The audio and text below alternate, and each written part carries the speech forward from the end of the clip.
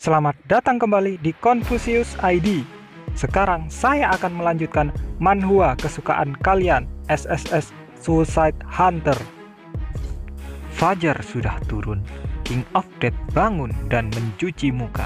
Dia perlahan-lahan mengenakan seragam kepala pelayan hitam yang sekarang biasa dia gunakan dan berdiri di depan cermin.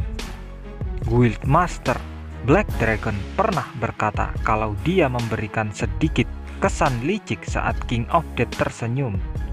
King of Death memanggil Nyonya Lily Perak dengan namanya, yang membuat penghayatan karakter naik jadi 62%. King of Death hanya membisikkan nama kekasih tercinta, namun hatinya melonjak. Dia tidak bisa bernafas, dan wajah pria di cermin itu memerah. Bahkan bisa membaca ekspresinya sendiri dengan mudah. Terkejut dengan perasaannya sendiri, dia berniat membuka jendela status miliknya sendiri. Nama King of Death, ranking kelas D, keterampilan 6/6. I want to be just like you. Returners, Clockwork Watch, Sword Constellation, Goblin High Society, 100 Ghost Reincarnation, Infernal Heavens Demonic Art. Pemberkatan Dewi Kecantikan sedang berlaku. Pemberkatan Dewi Vitalitas sedang diperlakukan. Di sini jalan ditempuh. Jalan yang dia jalani digambarkan. Iri hatinya, rahasianya, koneksinya, selera humornya, keinginannya, bahkan kebahagiaannya. Demikianlah kehidupan manusia bernama Kim Gongja.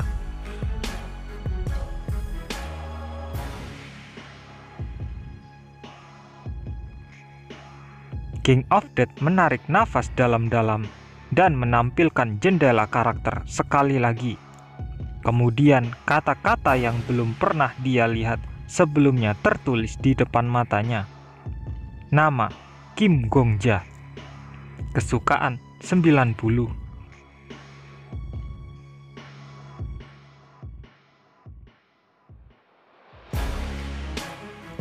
Genre yang tidak disukai tidak ada. Karakter favorit: guru, pahlawan berbudi luhur, korban, pekerja keras, anak kecil, orang baik, orang yang merenungkan diri sendiri, orang yang dermawan pada orang lain, seseorang yang mengakuinya, karakter yang dibenci, psikopat. Plot favorit: kemenangan, untuk keadilan, pertemanan, percintaan. Plot yang dibenci: kebencian pada diri sendiri, menyerah, kabur, melupakan, tidak percaya, memonopoli, keadaan psikologis. Aku ingin tahu bagaimana aku direfleksikan. King of Death menelan ludahnya. Dia masih Kim Gongja. Dia belum ditelan oleh perannya seperti Heretic Inquisitor. Strateginya akan berjalan mulus. King of Death memanggil Sword Emperor. Hantu yang tidak tercermin di cermin menjawab. King of Death punya permintaan, semisal kalau sampai dia terkubur dalam karakternya, dia memohon untuk dihentikan supaya jangan sampai penghayatan karakternya sampai 100%. Bai Huryong menyeringai. Dia sangat yakin karena King of Death punya harga diri dan ego yang kuat. King of Death memberikan sentuhan akhir pada pakaiannya. Cermin menangkap gambar kepala pelayan yang sempurna. Karena dia memaksakan dirinya ke sana dengan sengaja, Bai Huryong terkejut dan berpikir kalau Kim Gongja ingin gagal dalam tahap ini. King of Death menjawab kalau ini masih rahasia dan dia ingin menggali celah sistem menara. Menara masih mengawasi mereka. Jika berhasil menemukan strateginya, menara akan segera menutup celah tersebut. King of Death tidak bisa membiarkan itu terjadi. Ketika mengalami kesalahan sistem, celah yang tidak terpikirkan, peluang dibuat.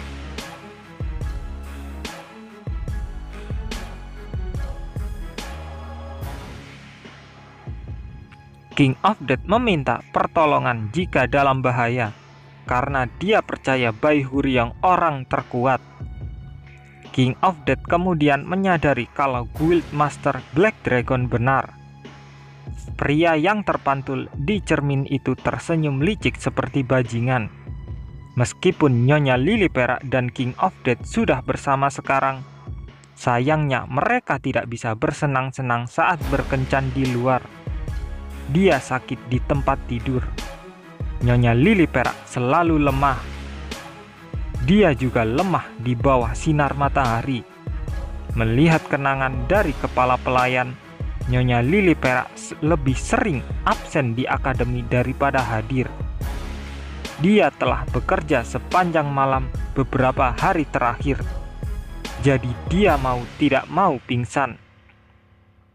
Bersandar di tempat tidur, Nyonya Lily Perak bercerita tentang kondisinya dan gelar Nyonya Sutra Emas.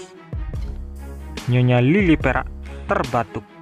Kedengarannya lebih kasar dari hari sebelumnya. King of Death memberinya. Dia mengangkat alisnya karena sedikit terkejut karena enak tehnya. Nyonya Lily Perak tersenyum.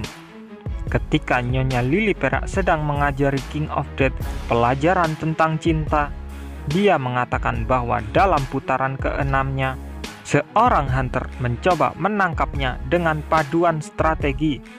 Tertulis dalam panduan itu, Nyonya Lily Perak lemah di bawah sinar matahari. Nyonya Lily Perak memiliki selera makan yang membosankan. Jadi dia suka makanan yang mengasyikkan. King of Death hanya mengingat pengetahuan itu dan bertindak berdasarkan pengetahuan itu. Nyonya Lily Perak memiringkan cangkirnya. Suara minum tehnya bergema di kamar tidur. Nyonya Lily Perak menatap wajah King of Death. Ketika King of Death menyelamatkan kekaisaran Aegim, dia juga menerima bantuan dari Guild Master Black Dragon dan Sword Saint. Saat mengatasi Chronicles of Heavenly Demon, dia mendapat bantuan dari Alchemist, Viper, dan Medicine King. Dan sementara King of Death tidak pernah mengatakan dengan lantang, dia selalu berhutang banyak kepada Bai Huryong. King of Death tidak pernah berpikir sendirian. Tidak seperti kekasihnya yang tidur di depannya. King of Death meletakkan bunga musim semi yang dia petik saat di pagi hari di vas dan meletakkannya di samping tempat tidurnya. Dia ingin orang yang dicintainya tidak melangkah sendirian. Mereka hanya dalam hubungan palsu. King of Death tidak mempermasalahkannya.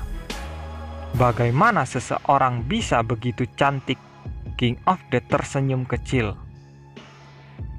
Apapun yang terjadi, King of Death akan menjadi pendukung untuk orang yang dicintainya. Nyonya Lily Perak tidak menanggapi. Sebagai gantinya, dia diam-diam meminum tehnya. Hari demi hari berlalu.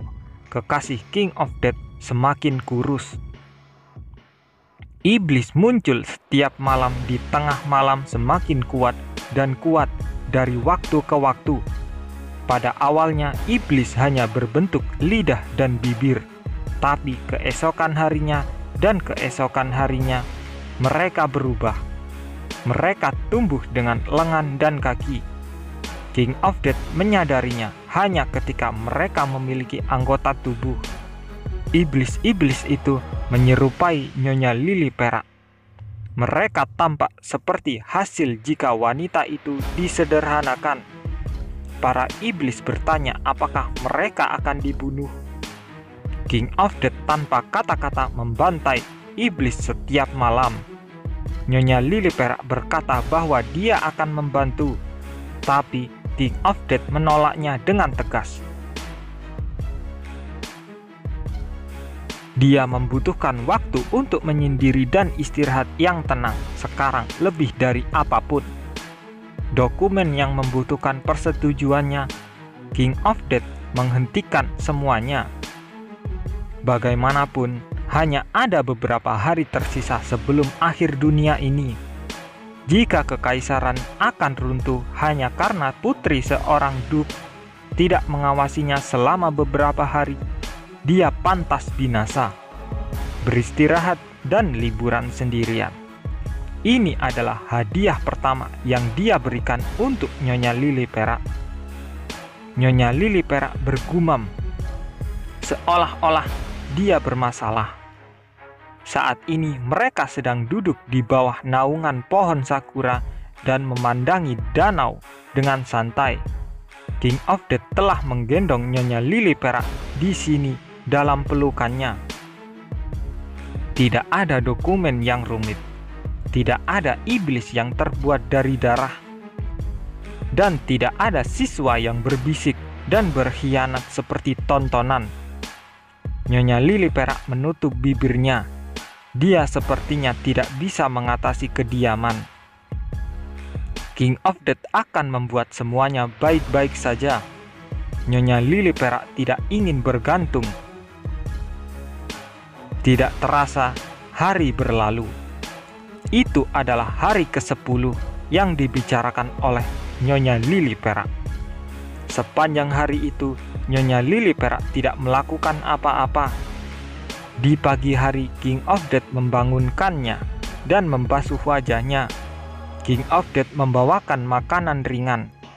Pagi harinya, King of Death membaca kumpulan puisi yang disukainya. Sore hari, King of Death mengemas cemilan dan berjalan bersama ke danau di akademi. Peluit musim semi menyebabkan magnolia dan bunga sakura rontok. Nyonya Lili Perak dengan lembut mengangkat kepalanya untuk melihat warna putih tersebar di langit. Bunga sakura jatuh ke permukaan danau dan terkubur oleh riak. Selama 1 jam, dia tetap diam, bahkan ketika King of Death membawanya ke perahu. Dalam diam, dia mengamati gelombang kelopak yang mengalir. Danau tenang memberi jalan untuk mendayung. Kecepatan Nyonya Lili Perak berbicara sama dengan kecepatan kelopak ceri yang terbang di langit. Matahari terbenam. King of Death tidak tahu sudah berapa lama sejak dia melihat musim semi ini. Gelombang pegas lembut berlalu. Mereka mabuk pada musim semi. Sebuah kebingungan yang menyenangkan. Udara musim semi yang tak terbentuk memenuhi kepala mereka. Tiba-tiba suara sistem muncul. Kehadiran hati berlapis perak menjadi lebih menonjol. Jadi, ketika saatnya tiba dunia ini untuk binasa, mereka sama sekali tidak panik. Mereka bahkan tidak mengatakan sesuatu yang istimewa. Matahari terbenam yang merah menjadi semakin merah. Di sisi lain akademi, samar-samar King of Death bisa mendengar teriakan para siswa. Darah dari cermin sepertinya membasahi akademi. Kemudian itu mengalir ke tepi danau. Airnya menjadi merah. Perahu mereka mengapung di tengah danau. Darah merah yang merambah dari tepi danau belum menghabiskan tempat perlindungan mereka. King of Death melepaskan dayung di tangan. King of Death memegang tangan Nyonya Lili Perak. Kemudian Nyonya Lili Perak berhenti bernafas sejenak.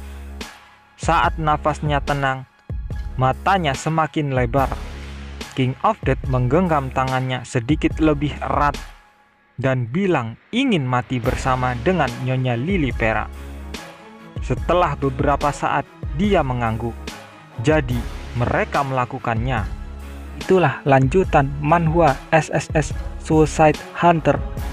Mohon maaf jika ada salah kata, tapi jika kalian suka jangan lupa untuk like dan subscribe channel ini supaya semakin berkembang.